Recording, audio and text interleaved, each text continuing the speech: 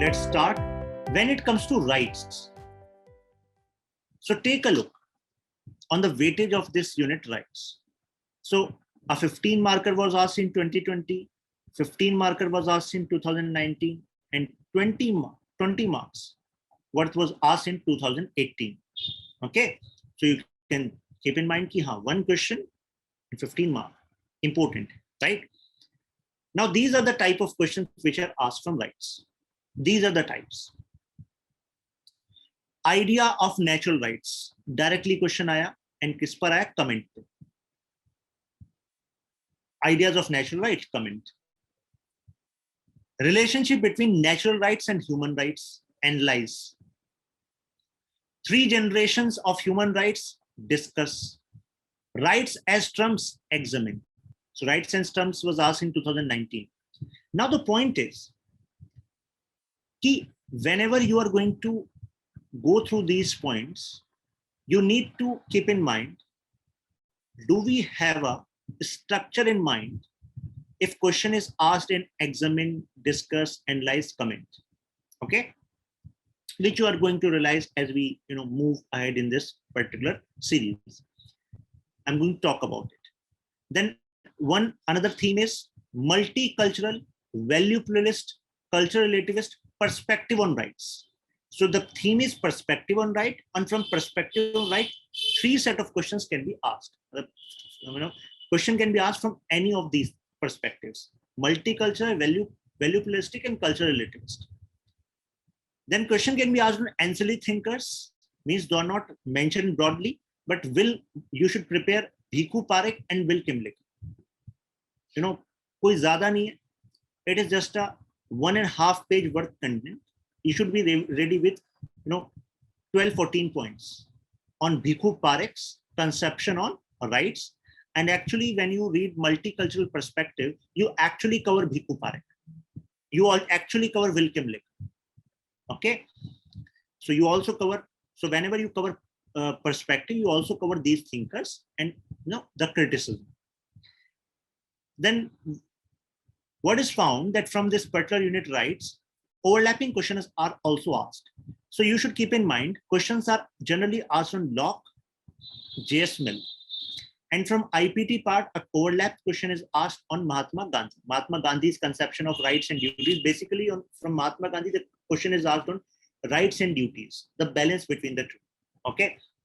But Locke and J.S. Mill, why questions are asked? Because when you cover Western political thought, all of you know the contribution of John Locke for pushing this idea of rights and how rights are inalienable. If such is the contribution of John Locke, how can we skip John Locke in rights? So when you are going to cover John Locke, so within John Locke, you should keep in mind, अच्छा, John Locke से state of nature से अलग question आ सकता है, जैसे कि मैंने बताया था theory of state में yesterday. And John Locke से rights पे अलग question आ सकता है. A separate question can be asked on rights. So this is how you are going to analyze when you cover these topics. Okay, देखिए, एक psychological hack. There's a psychological hack. When you read things, so that is called capturing. For example, in this lecture, you are learning things. So this is called capturing. You're understanding. Okay, these are the broad themes on which question can be asked, and this is the way question can be asked. अगर हमने ये कर लिया, you can answer any kind of question which is asked from this particular unit. That is for sure. That is quite clear. ठीक है? Now, point is how you are going to retain maximum part of this discussion and whatever you read, how you are going to retain. So retention is connected to your mind giving a signal that this is urgent. And urgency comes when you are opening a particular topic and you're seeing, okay, from this point can be used there. Means when it comes to rights, so I'm not just reading Locke, I'm actually capturing this for creating something. So capturing and creation should go hand in hand. Means I'm going to use this in these kind of questions.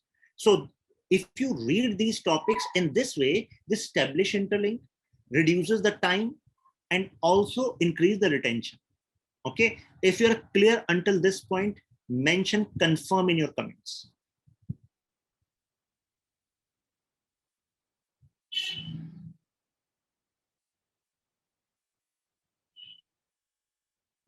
Confirm?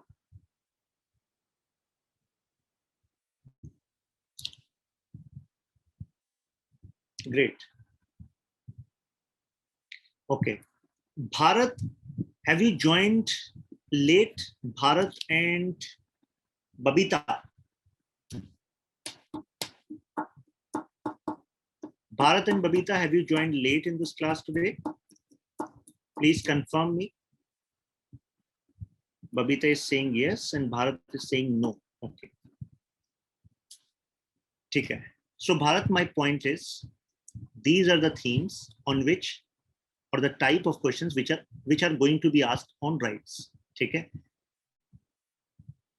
So our target is that you should be well versed with these kind of questions. If you are well versed with these kind of questions, it means ho gaya kaam. Point is this. Okay. In this point, I've told you that sometimes what happened, one question was asked from rights, and that question was not asked from here, means neither from natural rights or 3 generations of human rights or rights system. Yahan se tha hi. Question kahan se tha? Question was from WPT, Western Political Thought. Question was from Locke. So if question is asked from Locke, so I'm telling you that when you cover a particular thinker, for example, Locke, so you should cover this thinker keeping in mind that these points I'm going to use in this way in that kind of question. For example, in last lecture, we were talking about theory of state, and I talked about the difference between Hobbes and Locke's idea, Lockean idea of state of nature, right? So when you cover state of nature, when you are going to revise state of nature, you should keep in mind, okay, state of nature wala aisa question ban sakta. There can be a question of state of nature in like this, and I'm going to use these points in this way. You should keep on, giving your mind this exercise. Keep on doing this exercise. Similarly, when you go to the rights, okay, you cannot, sideline the contribution of Locke in the conception of rights being inalienable, importance of rights. So that is, now you should clear, okay, rights question can be asked, this kind of question can be asked on rights, and I have to use these arguments there. Okay, so this way you are actually capturing things as well as creating things. So there's a sense of urgency. How I have to use this there. So it increases the retention and develops interlinking. Now, let's come to a question. Isaiah Berlin, naam to suna hoga. Isaiah Berlin's views of value pluralism. Comment. Now tell me, what do you remember now? The word is comment. Okay, so we need to comment on Isaiah Berlin's views on value pluralism. Now the point is how you need to structure your thoughts in an answer. Knowing value pluralism is another thing, but how you are going to structure your thoughts in answer. So Isaiah Berlin's view on value pluralism. First of all, what needs to be done in introduction? Point is this: introduction mein kya karna hai? So keep in mind, when a particular question is putting forth a particular perspective and asking you to comment, start with the origin, or you can say background of that particular perspective. It means some people are just going to start explaining what is value pluralism. If you start explaining what is value pluralism in introduction, what is that you are planning to do in body part of answer, right? That explaining part and that contrasting part on value pluralism we are going to do in body part. So in introduction part, what needs to be done? Number one, telling about the background, origin, actually from where this idea originated. Second, in brief, we are going to talk what we think value pluralism is, in brief, not elaborate. It's a 15-marker question. We have enough word limit. Now, when you have covered these two elements in your introduction, now in body part, now we are going to elaborate on this. It means, what are the elements of value pluralism? What is the application of value pluralism? And we are also going to do some criticism of value pluralism in the end. Okay, this is how we are going to frame our answer. Now, coming to the introduction, you can say that Berlin's treatment of value pluralism may be found in 4 essays on liberty. So we are mentioning book to bring some depth in our answer. If a particular perspective is mentioned in a particular book, we are going to use that book. So you should remember, 2-3 books on a particular, particular theme. For example, cultural relativist, multiculturalist, and here value pluralist. So value pluralist पे एक याद रखनी बस, 4 essays on liberty. Okay. Although there was another, a famous essay by Vico in which that value pluralism was actually value pluralism as a perspective given by Isaiah Berlin got popular. But you are not a student of political science in terms of doing some masters or doing some PhD. So that is not expected from you. What is expected that you know what is there in question and you know how you can put your thoughts in answer in order to gain maximum marks. So one book is sufficient, 4 essays on liberty. Okay. Now, one thing is clear that it has something to do with liberty, right? Berlin's development of value pluralism begins negatively. So actually, let me tell you how these views got shaped actually, how Isaiah Berlin was thinking. So Isaiah Berlin was actually countering the idea of monism. So he brought value pluralism not as a separate idea, but this idea got developed as a counter to value monism. So it means in your introduction, when you talk about background, so your background should be connected to monism. So what is monism? The word mon means one. So when we talk about value monism, it actually means that there is one truth and there can be multiple ways to reach this truth. Ultimately, we have one truth. So that is value monism. It means one value, one interpretation of that value is truth. Every other thing is false consciousness. That's a false. And whatever way you use, eventually you have to reach this point of truth. So that is why value monism is compared with Ionian fallacy and Platonic idea. कि बस हाँ, this is one point जिसमें कोई गलत नहीं हो सकता. Platonic idea. This is one point जिसमें कुछ गलत नहीं हो सकता. This is the ultimate objective. This is the ultimate truth. But according to Isaiah Berlin, actually he used historicism there. When he was actually building this idea of value pluralism, we are going to use this in answer, but I'm telling you, he used historicism. Can anyone tell me what is historicism? Come on. Let me tell you that many students in PSIR Optional, when after completing the syllabus, they struggle in understanding and using some standard UPSC, some standard PSIR vocabulary or phrases. How many of you agree on this point? Agree, disagree? Means even after going through the syllabus once or twice, many students actually struggle in using PSIR vocabulary. Historicism, deontology, teleological, ontological. So globalism versus globalization. What is the difference between the two? What is its application? So many students struggle on this point, right? And the solution to this struggle is not given in many books and many notes. That's a reality. Because in many notes, most of the notes which are circulated in market, so generally application of these words is done, but elaboration of these terminologies and its application is not there. Because directly question is not asked on this vocabulary, but this vocabulary is useful. So generally teachers focus on its application and just give it an idea कि हाँ ऐसे apply होगा, but they're not clear with the, students are not clear with this application. So for handling this particular issue, I started one initiative, PSIR Scoop. So like ice cream scoop. So PSIR Scoop is like a one scoop, means 1-page document, a crisp document having 170 to 185 words, and a one question. And in that, my focus is to give you in simple way some important vocabulary, some important points which can be used in answer. Okay, so I think many of you have not seen that.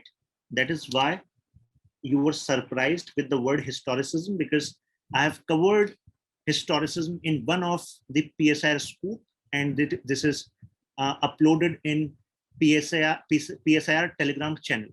PSIR का main Telegram channel, one of the Telegram channel. I think 4 or 5 channels. So so actually, whenever it is in main channel, so it gets circulated in other channels as well. Okay, so please go through that. Okay, you will get some idea on these. And if you struggle with any vocabulary, any point, you can just message me on Telegram. Okay, and I will make that particular vocabulary, that particular concept simplified for you. Okay, so my number is 8377 858020, and you can put this on Telegram. Okay, Telegram you can put a message, and do refer to this PSIR school. Now coming to the point, historicism is, many of you have clearly explained. It is quite simple actually. If we talk about in a simple manner, it says that when a political theorist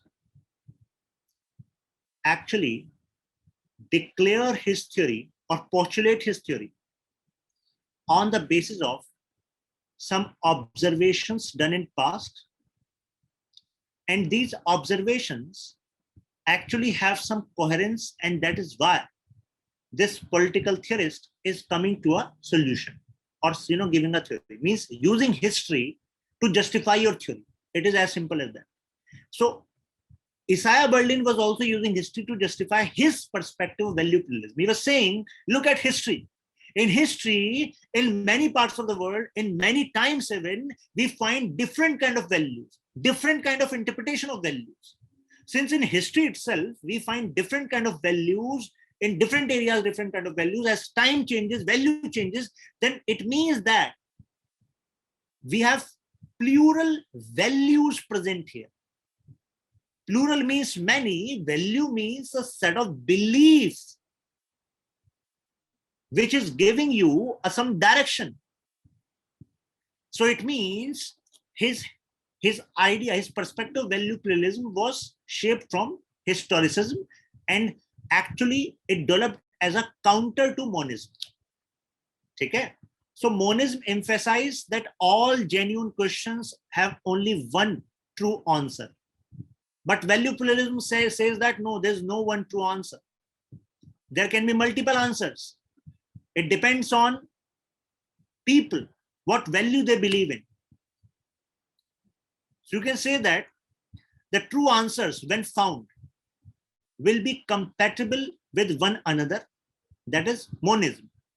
I'm talking about monism because keep in mind, as of now, we have not elaborated on value pluralism.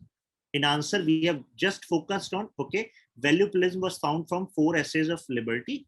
Then we talked about development of value pluralism as an opposition, negatively of monism. And we compared monism with Ionian fallacy and Platonic ideal, means galat hai.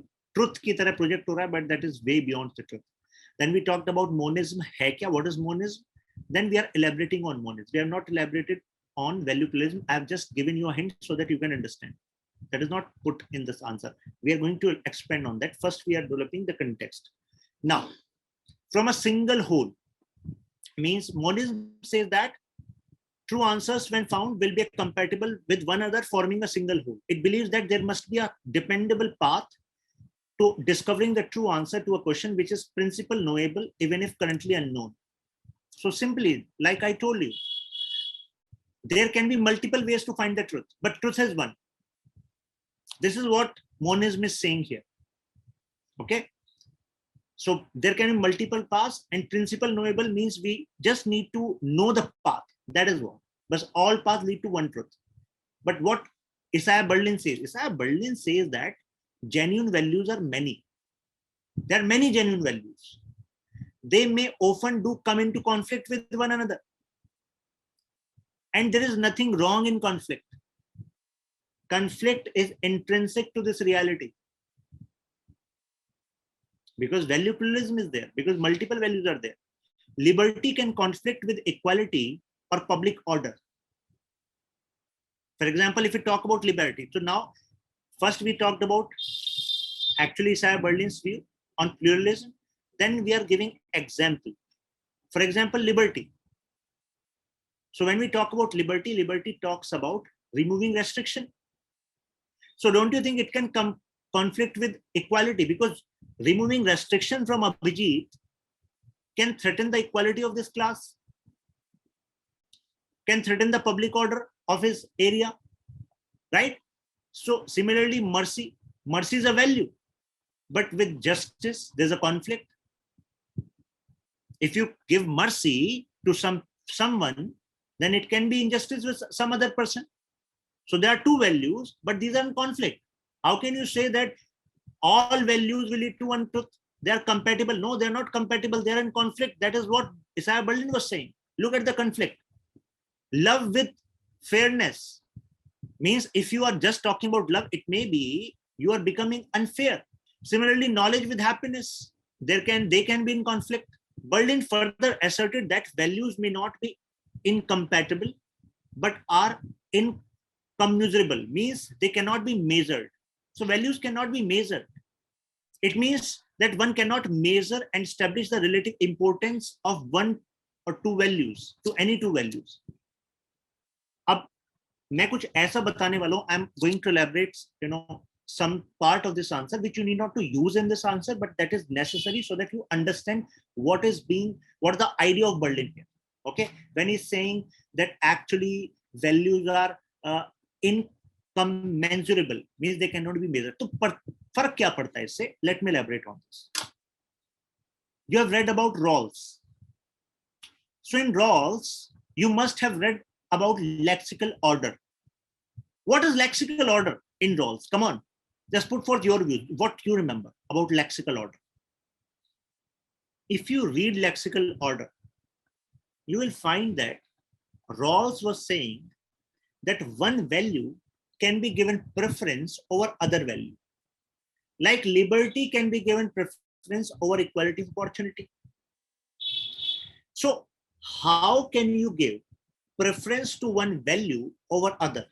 You are giving preference to one value over other because you think you know the measure. This value is more important considering this impact. You are using this like it is measurable. That was one idea of Rawls. Since you can measure these value, and by measurement you can say, yes, in measurement this value is higher and this value is lower. So this is the premise when Rawls was making this lexical order. What Isaiah Berlin is saying, क्या वाहियात इंसान है Rawls? What a joke this Rawls was doing. How can you measure one value and compare it with other? These are measurable, and that is why this value is higher, this value. You cannot measure. One cannot measure and establish relative importance of any two values. You cannot measure and establish, relative importance. You cannot, since you cannot measure, you cannot establish relative importance.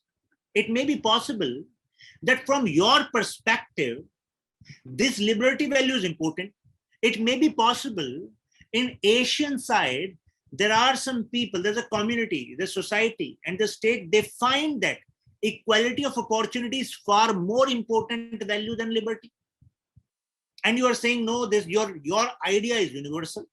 This is ultimate truth. What kind of ultimate truth is this? Since you got this, now what need to be done? Now you're going to talk about value pluralism. Now we are expanding on this idea further. You're going to say, thus conflict of values are intrinsic to human life. Means that is intrinsic. That is going to happen. And it has basic application in your life, in our life. People fight, and we consider this fighting as wrong.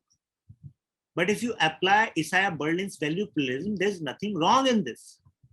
Actually, that is intrinsic to human life. because we as a people have different interpretation of values, different kind of belief, and different different stages of our life. So what is the solution? So value pluralism also has a solution.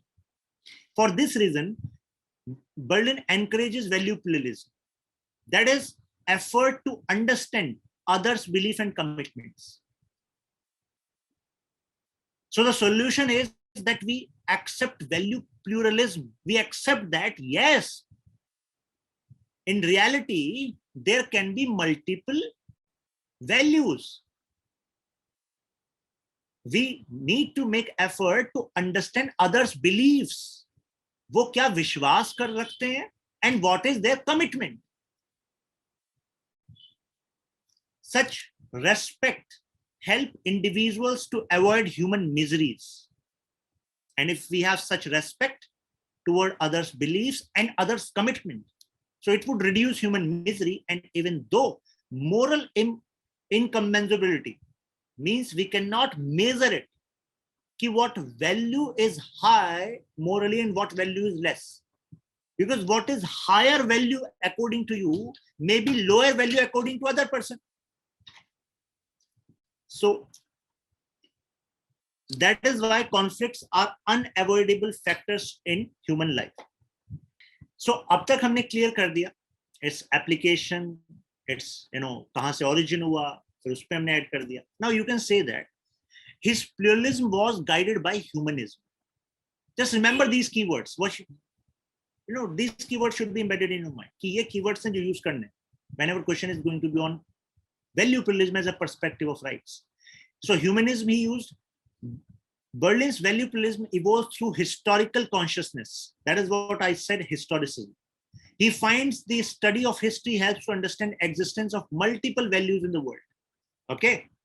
However, Berlin's bias towards liberalism is evident in his belief that only within a society that respects liberty, one value pluralism can be present. Now, as I told you, in the last, we need to talk about criticism of value pluralism. So Isaiah Berlin says that value pluralism is a perspective which can actually diminish many human miseries, right? But he says that value pluralism can only present in a society where there is respect for liberty. Means when we respect the opinion of others, when we don't put restriction on others, when we have this kind of setup. So actually it says that he believes in value pluralism, that no value is higher than other. But he himself saying that value pluralism can exist only a liberal society. Says that he is giving higher standard to liberalism. He is giving higher standard to liberty. Berlin argued for the importance of liberty to choose from conflicting incongruent values. So he gave importance to liberty. To choose from means whenever there's a conflict, if there's a liberty, then you can choose from this conflicting position, because actually these cannot be measured. But he himself giving more value to liberty shows a kind of contradict, and that is what Michael Walzer was saying. He remarked that Berlin's pluralism is characterized by receptivity, generosity, and skepticism. So receptivity to thi, generosity bhi thi. He was using humanism, but skepticism was also there, which are, if not liberal values, then qualities of mind that make of it. So even if some says that he was giving more weightage to liberty, and only in liberal society value pluralism can flourish. So even if we sideline that, okay, put that thought across, we should remember that actually value pluralism originates from the qualities of mind which make of it, which actually analyze that multiple values are present. So this is how you are going to structure your answer on value pluralism perspective. So I'm giving you a quick view of how we structured, and you should keep a tab on the keywords. Question was Isaiah Berlin's view on value pluralism comment. So we started with the origin background, that it actually begins with negatively. Negatively means opposing position of monism. Then we talked about what is monism. Okay.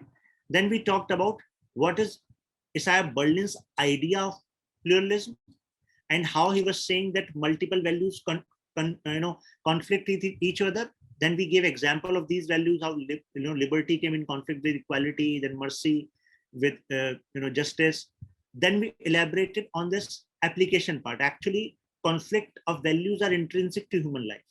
And then we told it that actually these values are inconsumable, means they cannot be measured, right? So no one belief can be set at the higher pedestal than other. Then we talked about how actually this value pluralism is guided by humanism. Then we also talked about historical consciousness and multiplicity of values around the world. Then we talked about actually how Isaiah Berlin is said biased by giving more, by giving push to liberty. And then we use the word ideas of Michael Walzer to balance our argument in the last. This is how you need to structure an argument.